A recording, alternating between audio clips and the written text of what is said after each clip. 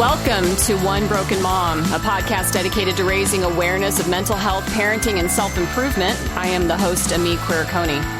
One Broken Mom is not a family show. It is meant for adults and contains sometimes adult language. The topics I cover can be serious and unsettling to people. However, I do have a sense of humor laced with a little bit of a punk rock attitude.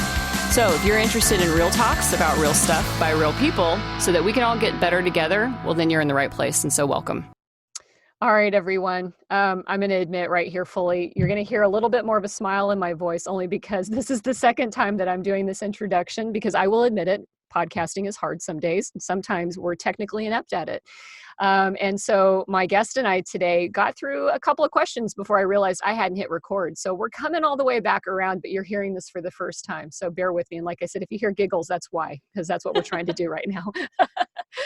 So to start off there, to say that I'm lucky that I've never lost a person very close to me that, in such a way that it has shattered my world is not even remotely a fair statement to make. And first, it's cruel to say that only the unlucky people in this world have to deal with the grief from the loss of a loved one. And that's because the second thing is that grief visits all of us, even if it hasn't come to me yet at this point in time, it's sure to do it, because it is the most rudimentary rule of life. We are born, we live, and we die. All of us. No one is exempt from that. And one of the other rules of life is that we don't know when or how any of this is going to come to be for anyone, including ourselves. But we feel as humans like there's some sort of divine order in which all of this should happen, right? All of us should have been able to have lived a long and full life and be able to exit the world when we're ready, of course, and at a ripe old age. And another universal rule that we feel we're entitled to is that our parents should leave us first, and then we should go before our children do, and so on and so forth. But the truth is that that's a fantasy and that's not reality. And again, grief is very much a part of our human experience as happiness is.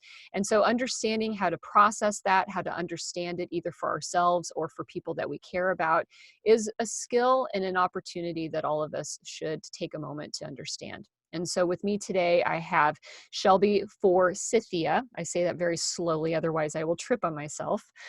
She is the author of a book called Permission to Grieve, and she's also a podcast host, and her show is called Coming Back, Conversations on Life After Loss. And it's after the unexpected death of her mother in 2013 that she became a student of grief, and she set out on a mission to explore the often misunderstood human experiences related to loss.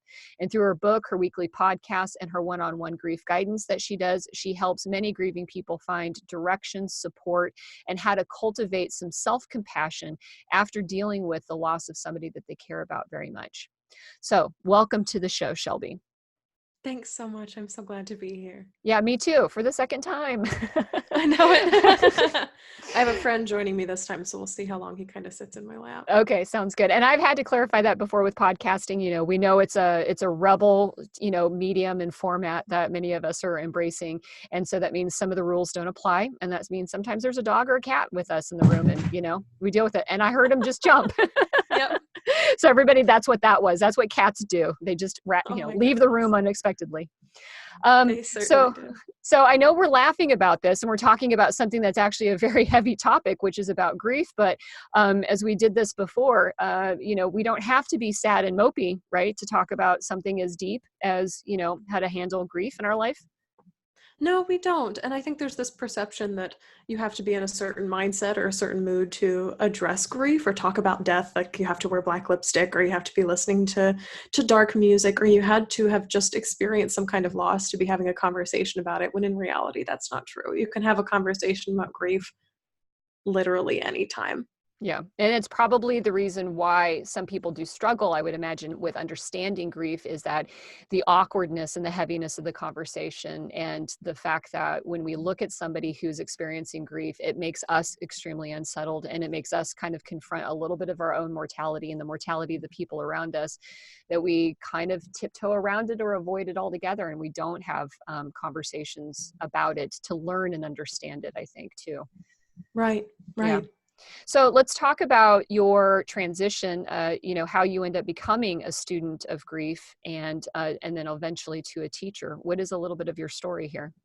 Yeah. So It starts with what I like to refer to as the 4 years of hell. I had a very idyllic childhood with little to no interruptions, trauma, strife, stress, things that would normally make a childhood stressful. So I didn't live in a dysfunctional household. No major deaths in the family or people that I was really, really attached to. A lot of like job security on the part of my parents. We went on vacations. We could afford piano lessons. It was very much what I know now, a privilege to grow up that way with no real disasters kind of happening. But then when shit hit the fan, it hit the fan pretty hard for 4 years straight. And I was about 17 or 18 when the first kind of fallout happened, and my dad lost his job. And that kind of put us into a place of financial instability. And very shortly afterwards, within about a year or two, he was diagnosed with two of the largest brain aneurysms recorded in the state of North Carolina. And they were symmetrical, they were one on either side of his head. And for the very first time in my life, I had to reckon with my father's mortality. And all of this was happening as I was going off to college for the first time and making new friends and relationships and kind of getting out into the world. And so he underwent surgeries for both of those. And so I watched him literally become a different person each time he went under the knife and came back out. And of course, if they go digging around in your brain, your memory is very, very affected as well. And so he'd be calling me by his mother's name and singing Madonna and not being able to drive, and then suddenly being very angry, and then suddenly being very tired and just becoming a different person as a result of that. And the entire time I was dealing with this reality of he might die anytime, because being put on a wait list for something as intensive as a brain surgery is very, very scary, especially if that's the first big potential loss that rolls your way. And so in a way, I was kind of anticipatorily grieving his death before he had even died. Mm-hmm. And he is still living. I will say that he's still living. But within the 2 years that followed, a lot of other things happened. Kind of as soon as we were done with the meal trains and the sympathy cards and the Caring Bridge pages from my dad's surgeries, my mom called a family meeting and she told us that she'd just been diagnosed with breast cancer. And so we were swept back into this world again of hospitals and tests and, being away at college, I would get all this information over the phone. And so I started developing anxiety and panic attacks every single time the phone rang. And I always thought somebody was going to die. The straits were so dire that I always thought somebody was going to die. And it was absolutely wild. And she went into remission in January of 2013 after undergoing chemo and surgeries. And in November of that year, so about 8 or 9 months later, we thought she had pneumonia or some kind of cold, because chemo does a number on your immune system and you contract a lot of, the common cold, the flu, things a lot more easily, but it just wouldn't go away. And she finally went back to the doctor and they did some scans and they were like, her cancer's come back. It's returned in her chest and it was metastasized into her lungs. And after undergoing one surgery, the doctors called our house, and this was in December, so November to December of 2013. And they said, at this point, we can do more surgeries, but it will not save your life. It will no longer save your life. It will prolong it. And she actively, very consciously made the decision to stop treatment and die. And so we called in hospice, and they brought equipment into our house, and they were essentially like, we could see her having anywhere from like 6 weeks to 6 months. And she died in a week. She was gone, just like off the face of the earth. And in the midst of all of this,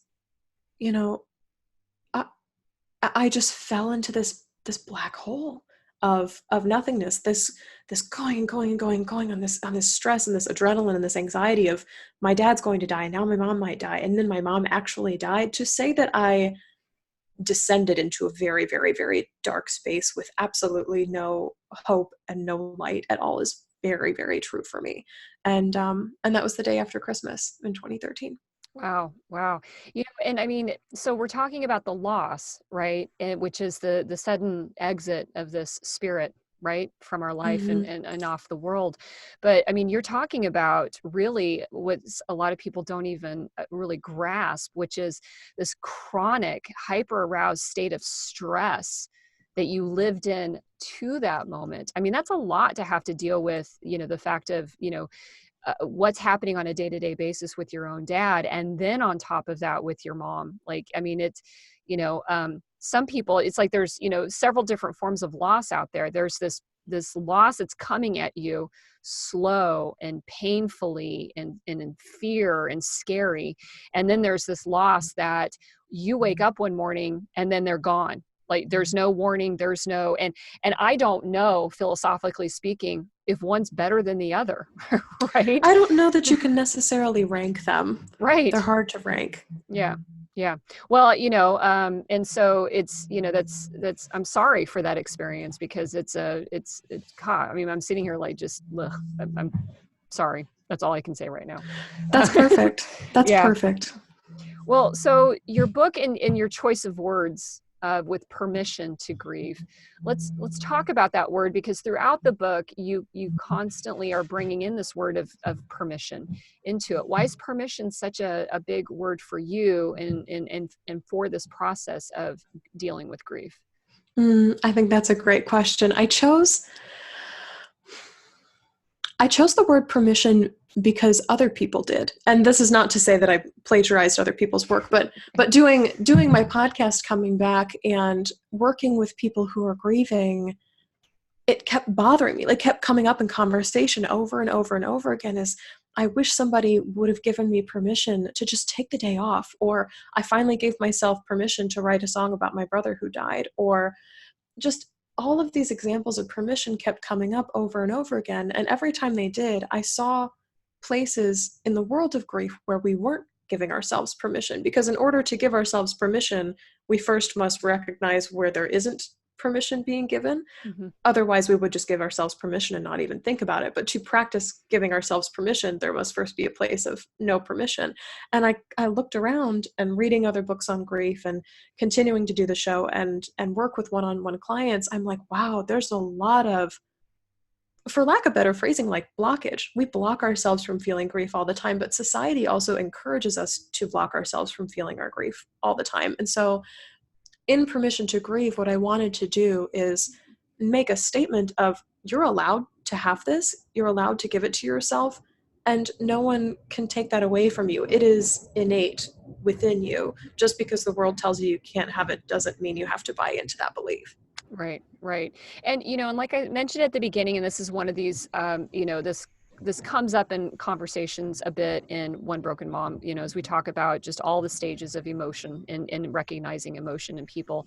And, our response to grief usually is our own discomfort with it, like I said. And so when somebody is trying to, I think, put a blockade in front of you, what they're really doing is for themselves. It speaks to, I'm having difficulties processing this grief with you and holding it for you. So I'm just going to encourage you to let it go. I'm going to encourage you because that's what I want to do with it. And that does send this, these messages to people, or confusing direction to them on what that person holding all that grief really should be doing with it. What are some examples that you found of, specifically that you highlight that are areas that people need to just kind of change a little bit their perspective and give themselves permission to do? I mean, you obviously mentioned some easy ones, like permission to just not show up for work today, despite somebody telling you that, like, hey, get back to work because that's the best thing to get your mind going again. What are some other areas? Well, I outlined 3 different permissions in the book. The first one is permission to feel. And I think this is a massive one for people who are grieving, because we're told by society that the 3 ads, mad, bad, or sad, are not acceptable emotions to display in public, or even, in intimate groups of people, whether they're in your house or with a spouse or with your kids or whatever, that those kinds of emotions should be locked away somewhere or contained or just not expressed at all. And so permission to feel your feelings is probably the biggest one. And not necessarily feel your feelings in a way of labeling them, but actually sitting with them and allowing them to take over your body and your heart and your spirit, and allowing yourself to have that experience of being an emotion. And there's a lot of fears that potentially block that. So fears that this will break me, I'll go crazy, people will think I'm crazy, I'll never be able to bounce back from this. But what a lot of people don't understand is, in reality, if you feel the feeling, it leaves eventually and you get to move on to the next feeling. What the biggest struggle is when you try and tamp it down and tamp it down and tamp it down. And so you're feeling it in a small way over and over and over again as it's locked away. But without the full expression, it's just going to keep sitting there and niggling at you. And so permission to feel is a really, really big one. And this is permission to feel everything from like anger, which a lot of people are afraid to let out because it is so big, to things like sadness, which people are afraid to let out because it's so deep, or things like despair.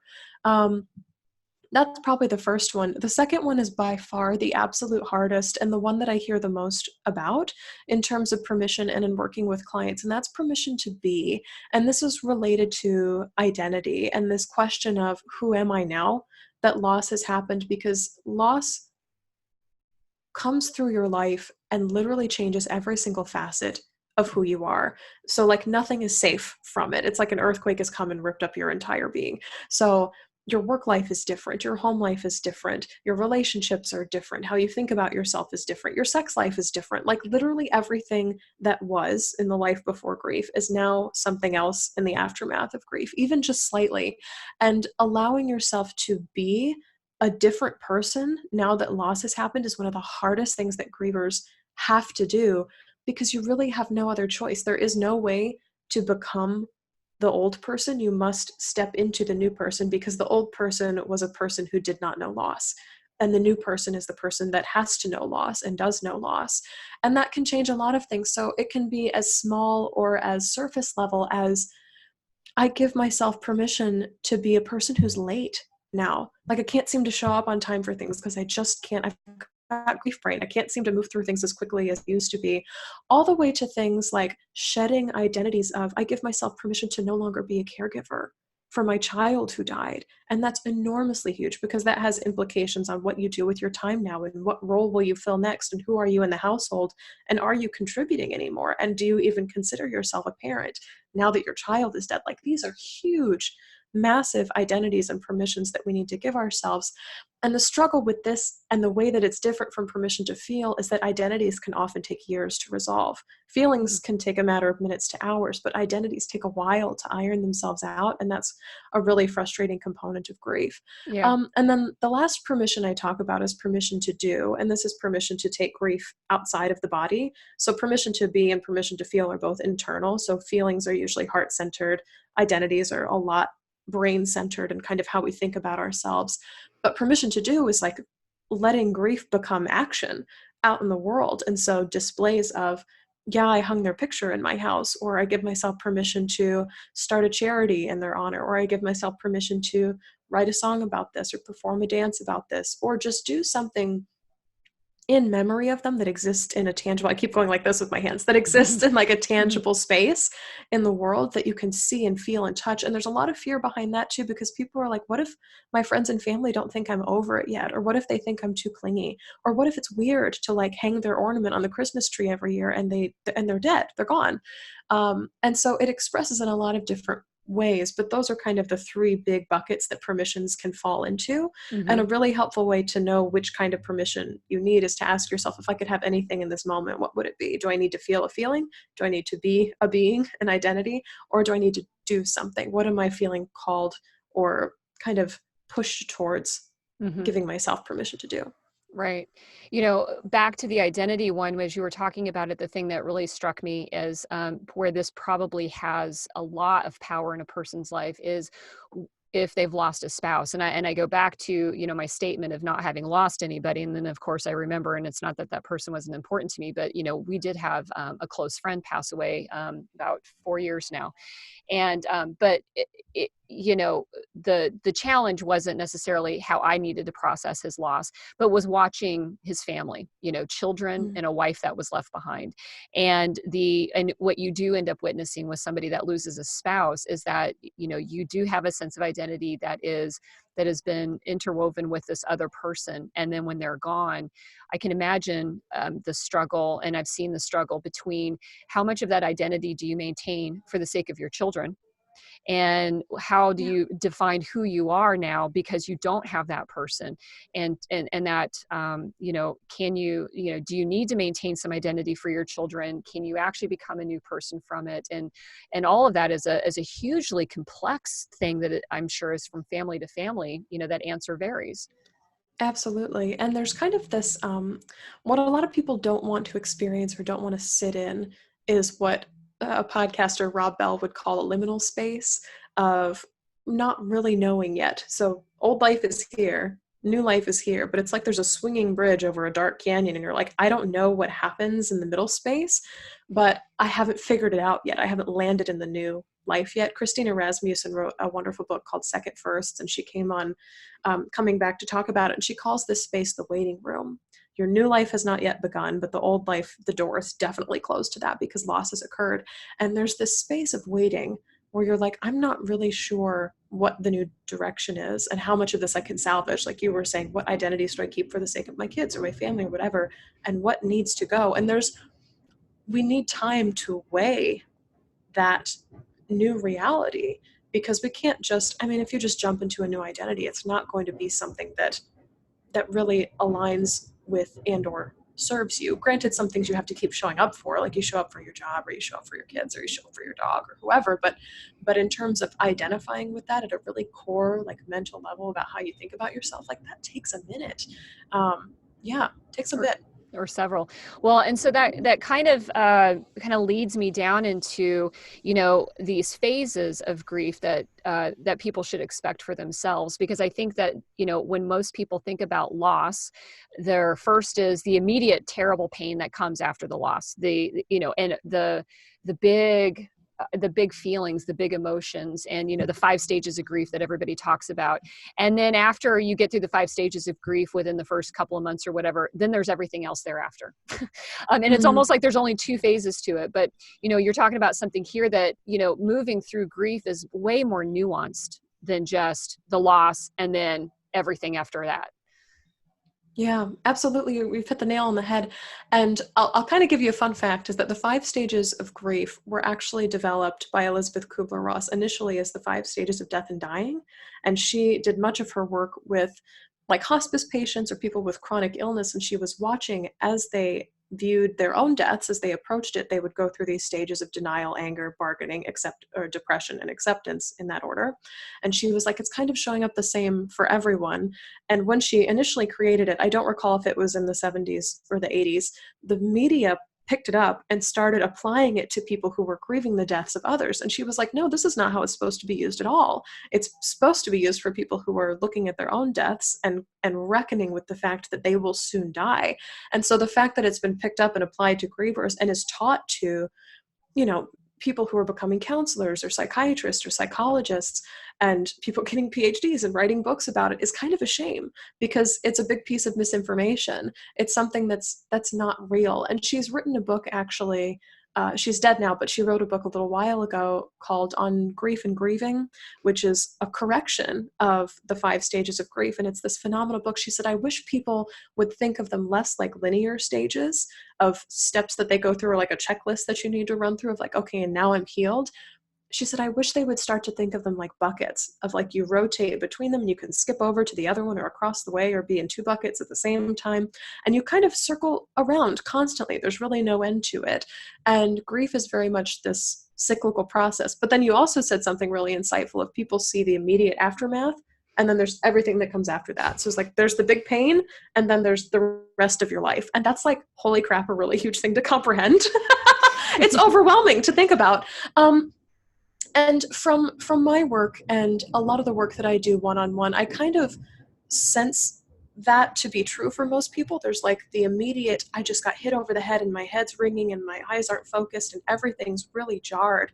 And then there is the life after that. And so I really like to tell people to consider grief to be like entering into a long-term relationship. It's an obligatory long-term relationship that you can't get out of. Mm-hmm. But it's a long-term relationship. And in that sense, like a partner, grief grows with you and alongside you and changes and matures with you as you go through the rest of your life. There's a really beautiful visual by a comic artist or like an artist on social media on Facebook called Jar of Salt. And she has this pretty picture of a bookshelf. And there's this big fat black book that sticks in the middle of the shelf and it says grief. And then on top it says day 1.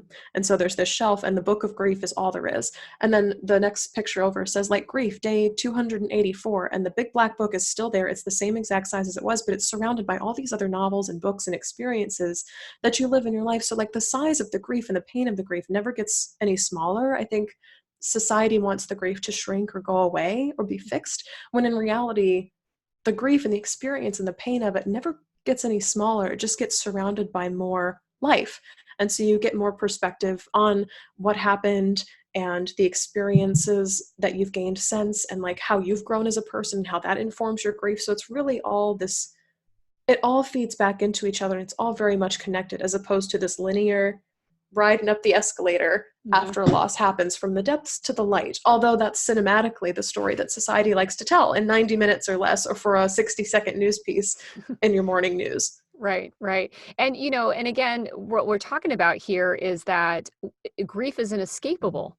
It's not like it's oh gosh, you just got diagnosed with this condition and now you have to figure out how to slide it onto your bookshelf. It's like, I've said this comment as it relates to aging, and for people that feel the sense of shame that they're getting older, it's like, aging is the birth defect we all share. And, and so is dying.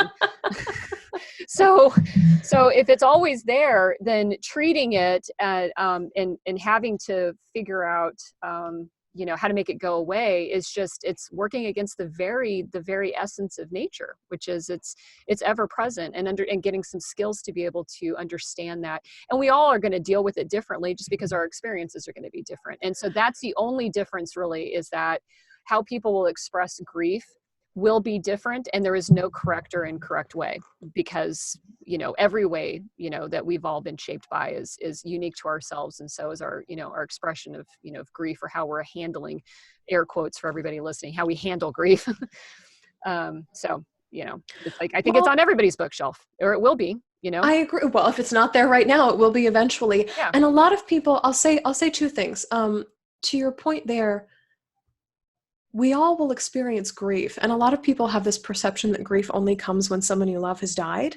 But grief also comes with major life events that permanently change your life, and you can't go back to what it was before. So, things like a divorce or a diagnosis or a major move or a breakup or the loss of a pet or a massive career change. Like, these are all instances that warrant grief. And the other thing as well is that sometimes society wants grief to be fixed or to go away, and to do so is to deny the fact that we're human. I think with your comment about aging as well, for people to be ageless or just be immortal or live forever, or never have any wrinkles or always look fantastic, I'm like, by asking that, you're asking us to no longer be human, and it's really an insult. Frankly, it's an insult, and yet so much of the world has bought into this belief that I can just make it go away. I can fix it. I can cure it. There's a pill for that. It'll be gone in a year, or the number of months you knew someone times how long you were in a relationship with them, plus how well you knew them equals how long you'll grieve. Like they try and make it into some solvable formula that will eventually be done. And I'm using air quotes again. It will eventually be completed. And I'm here to tell you that's not the reality. It is this long-term relationship that you have with grief until the day that you yourself die. And then that starts off a train of grief for the people around you as well. Mm-hmm. It's a human experience. It's not a pathology. It's not a disease that needs to be cured. It's just a human reality. And I think so much of the work that I do is allowing it and giving it permission to just be that. Right. And you bring up great points about the fact that grief exists in so many other areas. Because I was actually just talking with a friend about this, and some grief, that they were experiencing because they had learned some new things about themselves and received a diagnosis that was really life-changing for them in like a lot of positive ways. But then going back in time and grieving the fact that they didn't know that sooner, and what happened in the past as a result of that, and so there was this conversation about, this, feeling badly about that. And so you're right that grief is expressed in a lot of ways. And so then as we talk about the loss of a loved one, then sometimes it's not necessarily understanding how to grieve, but also having to resolve the fear of death. That's really the underlying current there, because we are wired to live and survive. That's how we manage to, squeak out as many years as possible as we can is because of this, again, the dominating truth of that's what our brain is meant to do. Our brain is meant to keep us going until, we do die. And so, we have to have a fear of death in order to live. Right. Yeah. In order to stay alive. Absolutely. Physiologically. Yes. We have to have that. Right. And so sometimes when we talk about grief, we might actually really what we're having troubles with is understanding that fear and resolving that fear of death. And it's hard to, I can't imagine anybody ever really feels, and maybe your mom was different, that she was ready to do it, but that, I can't imagine that any of us are ever really okay, with saying goodbye to all of this, because life is beautiful. It is amazing. And we're, Yeah. Well, I will say she was not ready to die. She was 51 years old, and young. Her was very young. The older I get, the younger it feels. Because when I was 21, 51 felt kind of old. I'm 47. So I was 21. Yeah.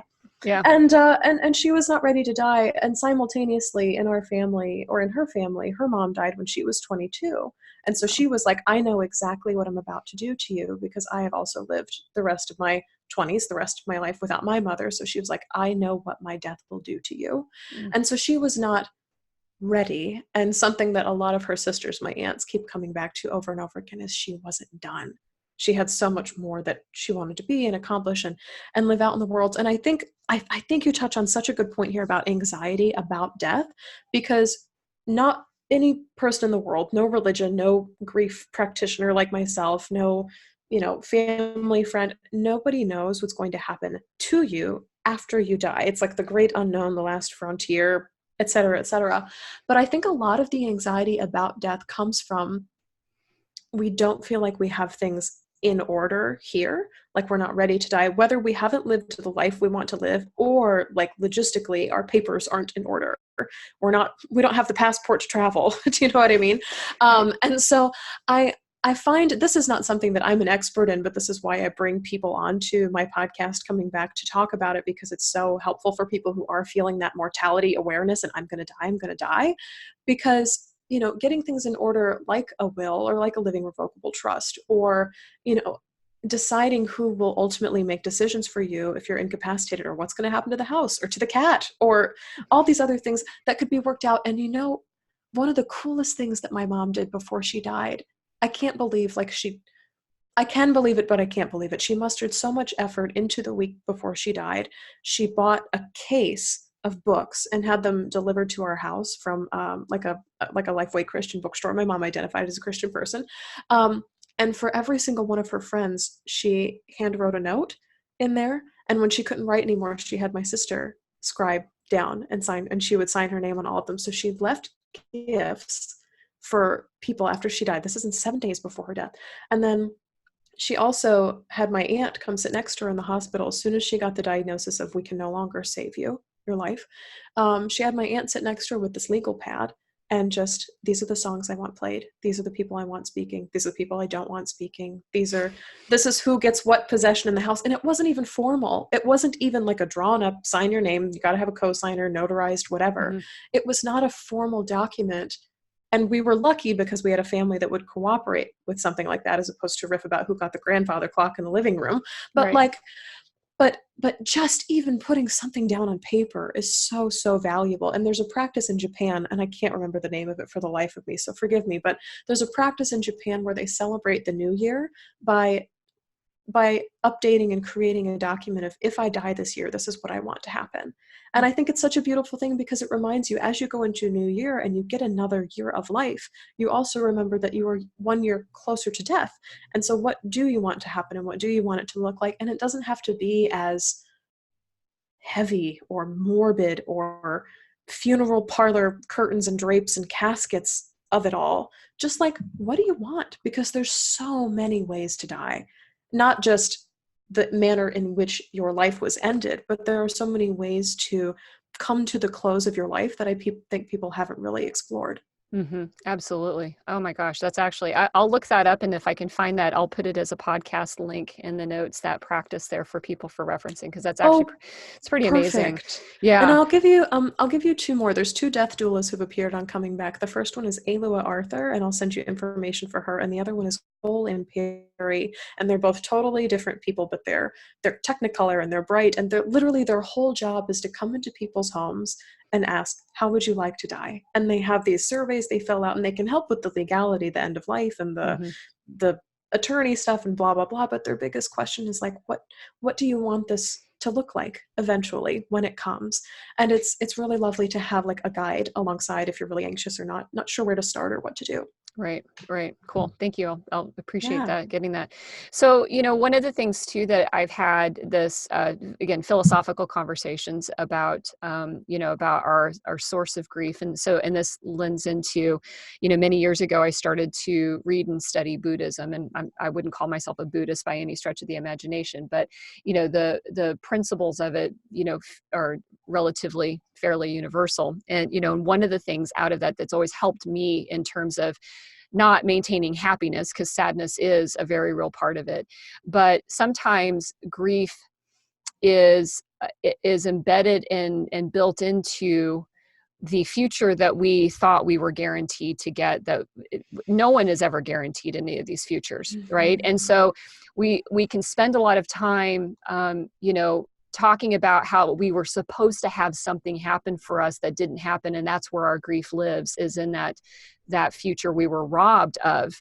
And when you look at, when you explore it through the eyes of Buddhism, it's like life is impermanent, it's always changing, there is nothing guaranteed, and our suffering is from always assuming that it's always going to be a guarantee. And that sometimes that's where grief is. And it doesn't make it less painful to lose somebody that you loved and wanted that future with them. But it does mean that sometimes, how often are we actually grieving that thing that was never going to be a promise for us anyways? And I don't know if that's something that you want to expand on or talk to. Yeah. There's, I'm about 2 years after my mom died, I got trained in a modality called the grief recovery method, which was invented, I think, sometime in the mid to late 80s. But there's a book called the Grief Recovery Handbook, and you can get certified as a grief recovery specialist. And that's a lot of the framework that I use with my clients.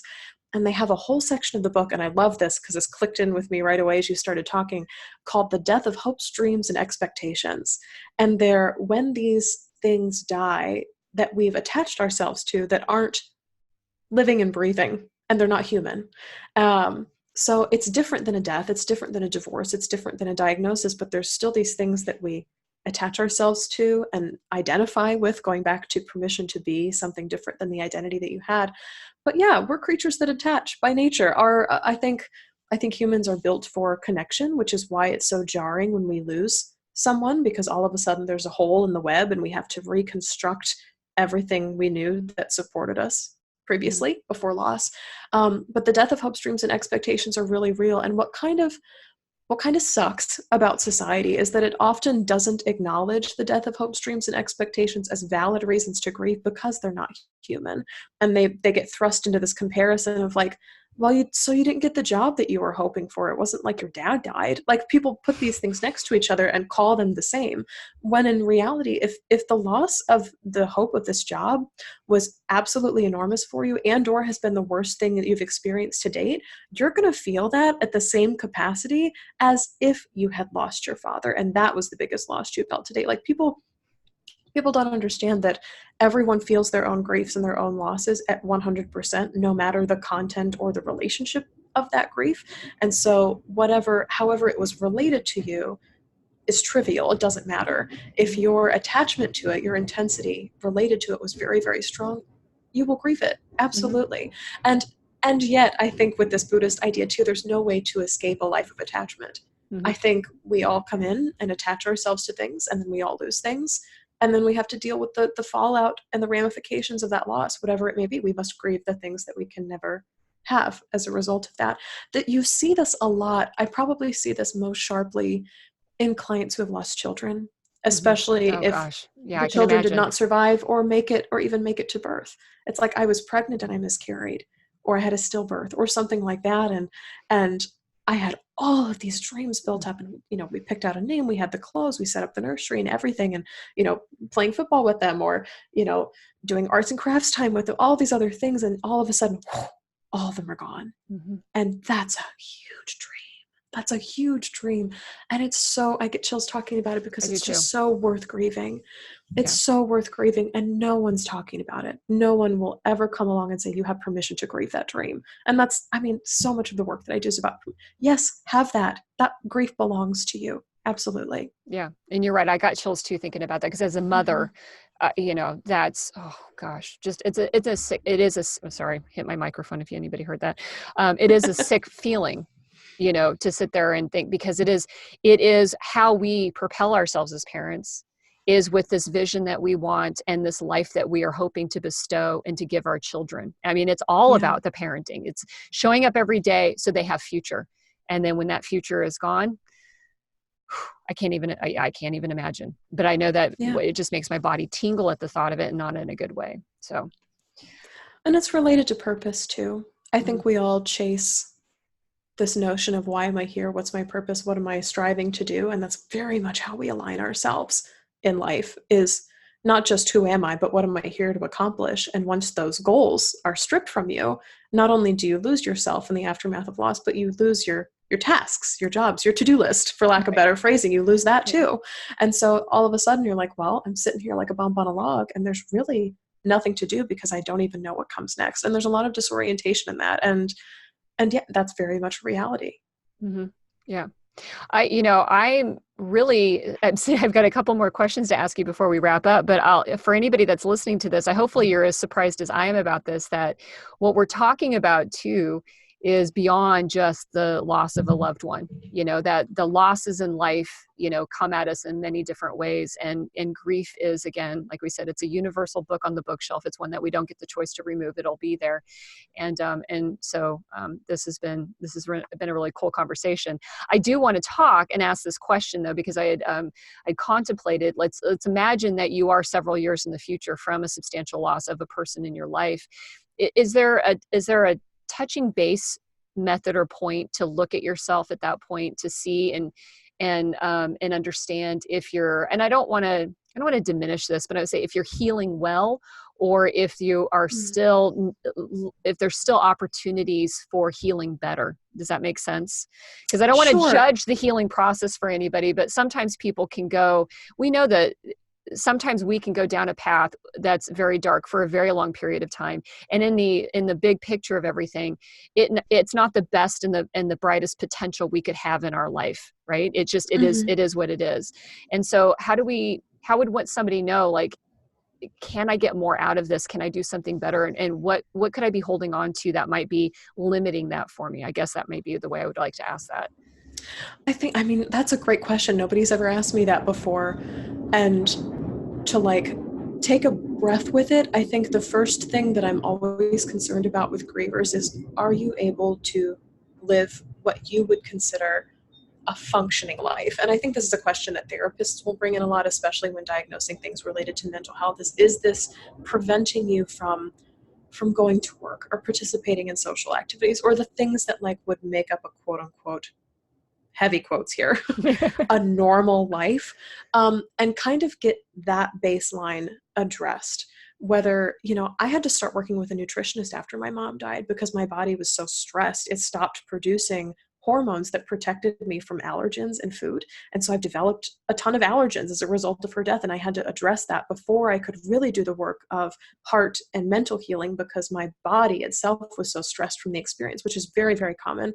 Our bodies remember trauma very well. But so like at first there's this very, very concrete baseline level of getting back to, or coming back to, a place where you're able to function base level. I'm kind of picturing like Maslow's hierarchy of needs here, where like you Mhm. kind of food, shelter, safety, and then you get to these higher tiers of understanding and belonging and self-actualization. Like those things can come after we get these first base notes taken care of. I will say, in terms of checking in and kind of, I get this picture of like taking an inventory about whether or not you feel like you're doing quote unquote well in your healing. Um, this occurs personally for me on anniversaries, death anniversaries, and just like other important days. So things like my mom's birthday, my birthday, Christmas, the day she died, which was the day after Christmas, her death anniversary, important dates for my dad and my sister, like things when I could or should have been with her in life, or she should still be here, are days that I take advantage of to kind of reflect back. And I tell people, especially in the beginning stages of grief, within the first year or two, look back to where you were on that night from last month. Is you start to do so many more things within the course of a month. And then probably like 3 or 4 or 5 years out, you can start looking back years, because the progress or the growth that has happened will seem bigger throughout the years. But especially, when it's acute grief in the first couple of stages, the first 6 months out from a loss are so different from the first month, because you're like, oh my God, I'm sleeping through the night again, or whatever it is. These milestones of returning to humanness again are so absolutely wild. So I think that's a good way to judge. And I think a lot of grieving people struggle with this idea of, am I happy? And they use happiness as the benchmark for whether or not you're doing well. And I talked about this when Christina Rasmussen came on the show, because she talked about getting back to neutral. She's like, so many people think the measure of a good life is a happy life, but that's not true. She said, if we can just get to a place that's neutral, or a state where you do get to experience some joys, but are also still experiencing grief, she's like, that's enough. That's enough to be accomplishing in the aftermath of loss. And there's a bit of dream crushing that has to happen too in the aftermath of loss. Is you will never return to exactly the life that you had. You will never be that happy ever again. You can experience happiness. It will be a different kind of happy. But I did an episode, I can't recall what episode of Coming Back this is, but if I find it, I'll certainly send it to you. But I talked about the 1% of, for grievers, there's always 1% of your brain that's occupied by grief. There's 1% of your brain that's just devoted to the grief of what happened, the pain of what happened. It will never go away. So even if you're 99% happy, you're on top of the world. I just published this book, Permission to Grieve. My friends and family are so excited. I just sold 100 copies in 30 days. Like, it's amazing. And my mom's not here. Right. Like, it's just, and this and this and this and this and this huge buildup. And then the reality of grief also. And sometimes that grief is bigger. It's enormous. Sometimes grief's 50, 60, 80% of my brain, 100% of my brain. But most days it's between this, like, I'm almost 6 years out now though too. Most days it's between that 1 and 15%. And it kind of comes and it goes and it comes and it goes. But there is some reality checking that needs to happen, because society cinematically tells this myth of, you're going to get back to life and happily ever after, and it'll be tied up with a pretty bow at some point, and you'll return to this place again. And I'm like, no, that place is gone. It is literally vanished. It is untraceable on the map. It's fallen off the GPS. There's no way to relocate back to it. So you must make camp where you are now, and do the absolute best you can with it. So I think that's a really great question to talk about, how to benchmark it. So I'll suffice it to say, get to where you can function again, and then focus on getting to neutral. You don't have to get to happy. You don't have to try that hard. A, because you might not have the energy in the aftermath of loss, but B, because it's not sustainable. Happiness is not sustainable in the aftermath of loss. Right. And honestly, happiness is not sustainable in life. It's not anyway. It's not but you really notice it after grief. Right. Yeah, definitely. Okay. Well, so you've got the book, Permission to Grieve. And then you have your podcast, Coming Back, and then you do guidance. And so, how are the ways that people can find you, to reach you and to work with you? Because, like I said, I love to bring people on, have them connect with my listeners, and then them be a potential additional resource to them, for whatever their needs are. So how do people get to Shelby and have you grief guide? Absolutely. So the best way to get in touch, like literally everything, is housed at shelbyforsythia.com. And there's a bunch of tabs along the top. So if you want to jump in with the podcast, it's free. It comes out every Wednesday at 5 p.m. Central Time. You can find the book there, and it actually was just released on audiobook on October 10th, which is really exciting. So you can listen to it. You can get the ebook. You can get the print book. It's everywhere. If you want to work with me one-on-one, you certainly can. I'm still taking grief guidance clients, and that usually looks like a structured program of anywhere from 4 weeks to 12 weeks, depending on how intense you want to go and how deep I think we need to go to have not necessarily breakthroughs happen, but for these tools to really lodge themselves in your mind and start to become practice in the aftermath of loss.